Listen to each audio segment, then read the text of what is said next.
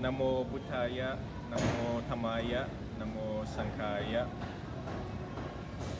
So good morning to everyone in Vietnam, Sri Lanka, Laos, Cambodia, Burma, Australia, everyone on the east side of the world. Good afternoon to everyone here on the west side of the world. So as everyone knows that I'm in America and in a city, so that makes me an urban city monk. This month, October, is in observance for Halloween. So right behind me we have Halloween props, and every Halloween I tend to do this. Every Halloween I give a teaching on rebirth, karma, the sixth realm of rebirth, karma, what it is, and what constitutes karmic debts in conjunction with the accumulation of merits. So as everyone knows, most recently, I think we're blocking people.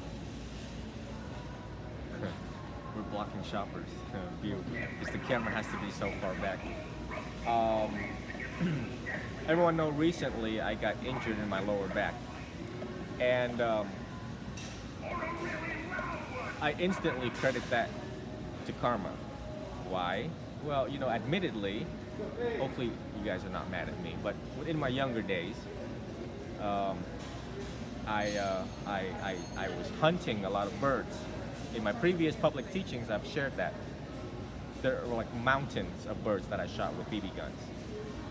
In Buddhist studies, we know that when you take a life, your life is obviously going to be more painful and shortened. And so I was out exercising, jumping, only to knee level jumps. So it wasn't like I was doing double back flips, double front flips, and quite mindful of my movements. So why did I get injured so bad to the point of going to the ER? And until present time, right now, I'm still experiencing pain. Is because my karma has ripened, right?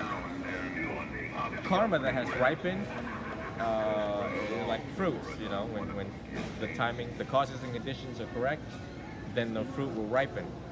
So, I mean, what else can I blame it on, right?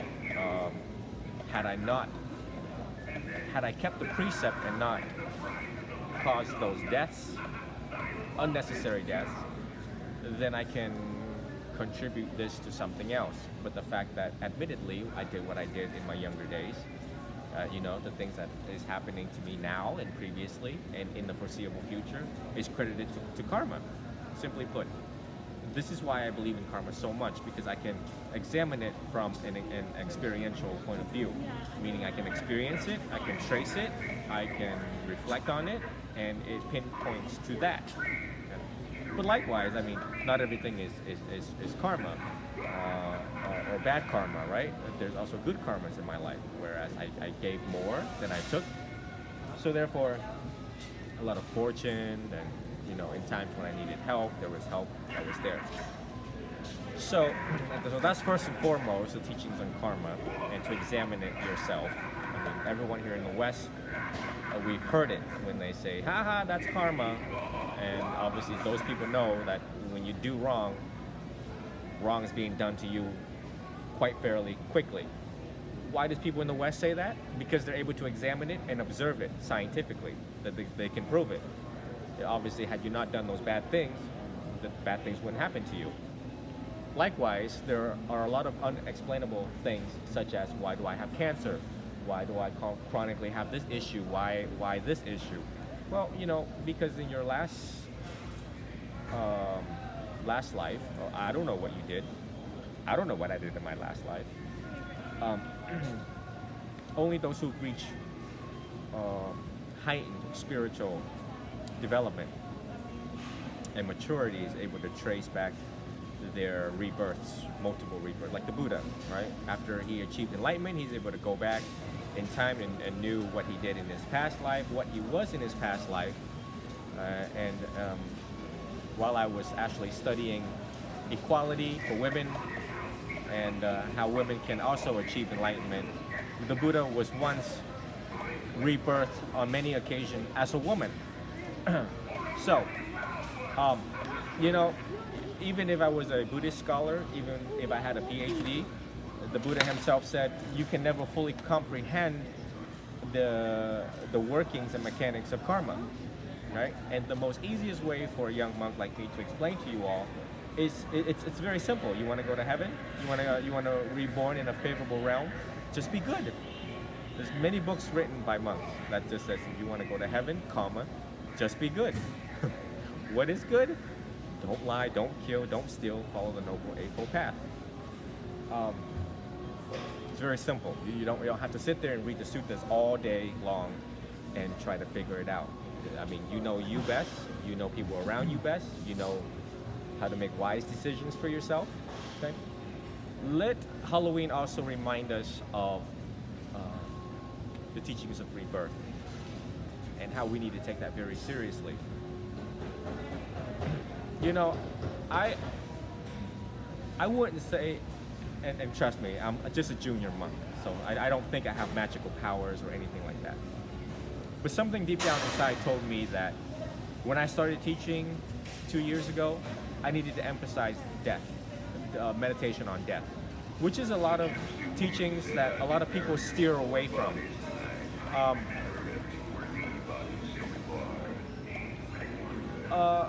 Because I don't speak Thai and I don't understand Thai, and I'm not sure the frequency of how Thai monks teach death, but clearly here they don't teach death meditation often. It is a subject that's steered away because it's very uncomfortable to think about. So let Halloween reminds us of that. Number one, our own mortality. Number two, rebirth. So 2 years ago, something told me that I should teach it. A teaching on death is meant to shake everyone up. Okay, it's meant for you to realize the expediency of time, the urgency of time. The problem is we think we have time, and you all have to admit, right? I did my part as a monk. Right? I did it at a very short time, in a short time, but I pressed it very deeply amongst all of the Western students here.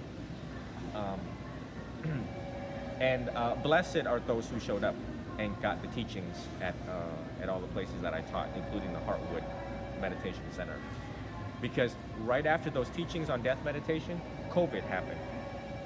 So those who hung on to those teachings, the Dhamma, were probably more at peace, understand why things are unfolding. Likewise, people in Christianity realize that, parts of the Bible is unfolding, like Revelations. But in Buddhism, you really don't have a lot of time. A lot of things can happen. People who wake up and think that we're here forever, things are always satisfying, things are within our control, that you have fallen into your own delusion. That was not right view. So, pretty scary, guys. All right. Let us remind ourselves that when we see bones, we see our own bones. When we see skeletons, we see our own skeletons. I actually meditated on my own death when I was in the ER. As a matter of fact, I was convinced the extent of my injuries needed probably surgery. So I actually cleaned up my room so well that I was prepared for the ER doctors to admit me and refer me to orthopedics and for surgery, just because the pain was just unbearable. So I actually meditated on my own bones, the brittleness of my bones, the density of my bones, like a DEXA scan. So when we see bones this Halloween, let us remind ourselves how brittle and fragile we are as humans, how we are subject to just old age, decay, and literally quick death, right? COVID is quick death, for some, for most. One of my students who's holding the iPad, which is on my right, says, Venerable, this freaks me out. It should. It should. Those who, growing up, I would say that part of my curiosity was on ghosts. So in Vietnam, they talk a lot about ghosts. Like, there are certain parts in certain roads in Vietnam where they're like, yeah, some people died, there's people died. And you see drawings on the ground. when people die in traffic in Vietnam, very poor country, very small, crappy roads. When people die, they usually draw chalk on the ground, white chalk, and you know someone died there. Simply put. In America, you saw drawings, but then they disappear because, well, they just draw out what needs to be drawn, finish the investigative process, and then off they go. And so I was always curious, and always the fact that I really actually didn't know, the fact that I actually did not know, gave me a sense of continuous curiosity about it. Like, what's the bottom line on those? Do they exist or do they not, right? And for those who see this, right, I would say, according to science and paranormal investigators, they've done research on multiple places that has been haunted. They have recording devices and they can hear things and even seen things that move. So there is no doubt that when humans don't treat other humans right, and when a life is taken quickly and unannounced, and without that person's consent, against their wishes, especially young deaths, that they do come back, and they're quite pissed. They're quite pissed. And we have seen movies that have been made, like the one movie where they built this house on top of the cemetery, which is what's happening in Tampa right now. They're starting to discover that cemeteries exist underneath these these apartments. Right? That's not good. And so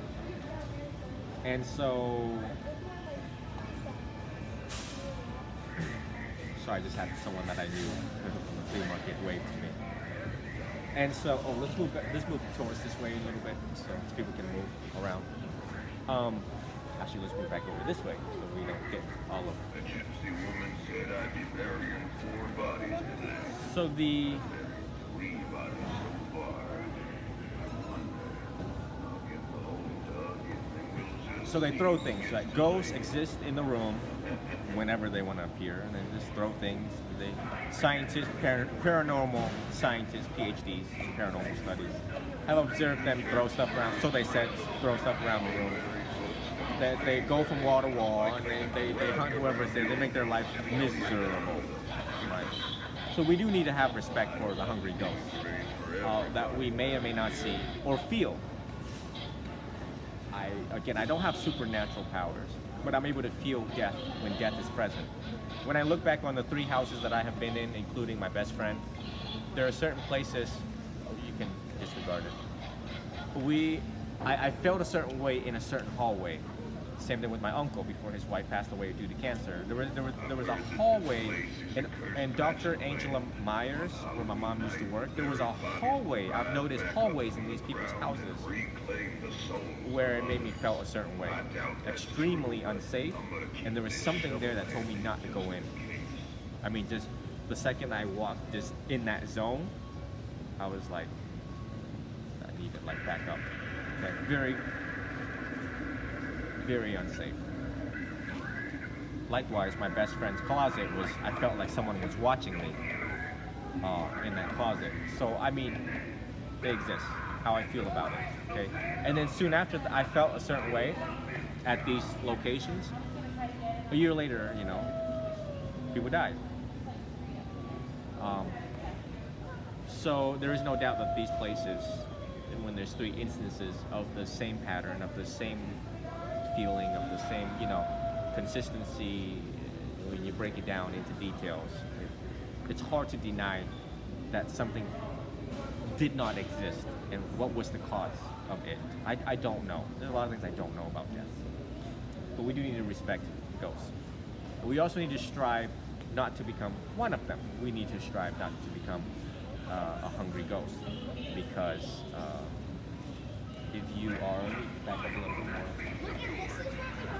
If we still have desires and attachment upon death, we will be reborn into a hungry ghost.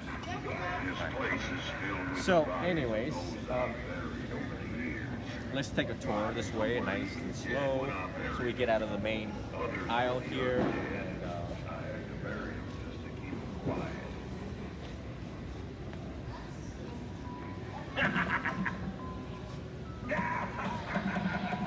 move it this way. So,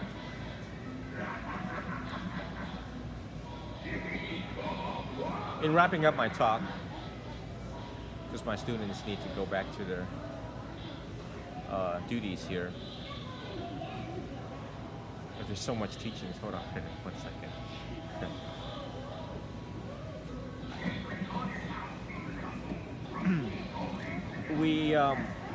Oh yeah, I wanted to mention this. You know, they say reborn as a human is a favorable realm. And I'm starting to challenge that. Because yeah, on some level it is a favorable realm. The ability to enjoy good food, comfort, and everything that we have versus animals, versus other realms of existence. But you know, it's also tough being born as human. Thus we have to go through old age and everything else. So I am planning to return to teaching at Blissful Beginnings, teaching the Dhamma during COVID, during, you know, hopefully the late end stage of COVID as the economy is opening back up.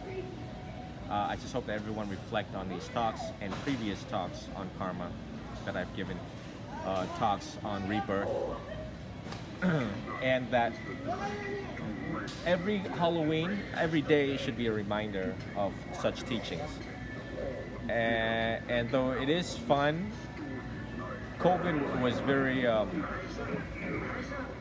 morbid, and we need to reflect on our own mortality.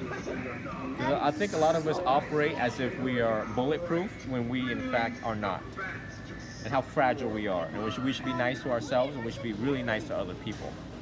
And we should spend the remaining balance of our lives giving and doing the most good in trying to repair our community, which is what we've seen so far, that everything is just torn apart. Black Lives Matter, for example, Blue Lives Matter, everything, equality for women, just everything, the whole shebang, right? You just go to CNN and you realize how much work we need to do. The late Justice Ginsburg also said it herself, which is what makes life meaningful. We just see these icons through history give messages, is that, you know, for a meaningful and purposeful life, you should give back. You should rebuild your community, make it better in some way, shape, or form. So I'd like to take this opportunity to use this background and props for such teachings, and until the next time, we'll give further and more detailed teachings and the Dhamma. Everyone have a wonderful morning over there in the east side of the world. Everyone have a wonderful, let's say morning on the east side of the world. Have a wonderful evening here on the west side of the world. Sadhu, sadhu, sadhu.